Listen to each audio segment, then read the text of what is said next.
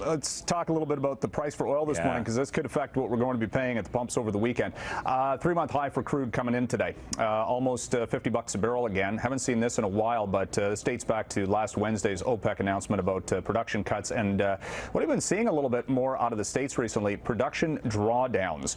7.5 million fewer barrels of oil in the system last week, third week in a row for a drop. We heard from Dan McTague earlier, saw in the newscast there about, maybe a pipeline issue here in Canada that may have the price for gasoline going up in the not too distant future. And then starting next year, you got those carbon taxes coming in and other things that may affect the price for oil. Are we in for a little bit of inflationary pressures and higher prices for things in 2017? Something to keep in mind as we head into the later stages of this year and into the new year. Maybe we've been seeing the benefits from a consumer level, at least, of low gas prices. Not so much for the Canadian economy, though, of course. A conference board, interestingly enough, in with a study saying that this is the third year in a row that the oil industry is on pace for a money-losing year. So really, that's not good at all for the Canadian economy.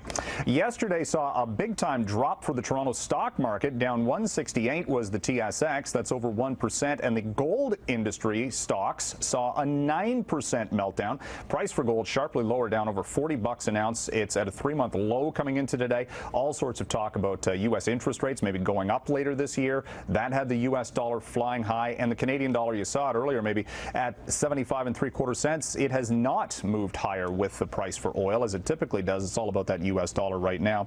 Was September the tipping point for the Vancouver real estate market? Numbers in yesterday. Vancouver housing sales year over year down over 30%. Did that come into, was that affected by that 15% foreign buyers tax? That's the theory, but again, you need the longer-term trend to complete that. Today, we'll be getting the Toronto real estate numbers for last month. And the Twitter takeover talk continues, Kevin, as Salesforce.com and several other companies might be making a takeover bid for Twitter over the next week, according to the Wall Street Journal.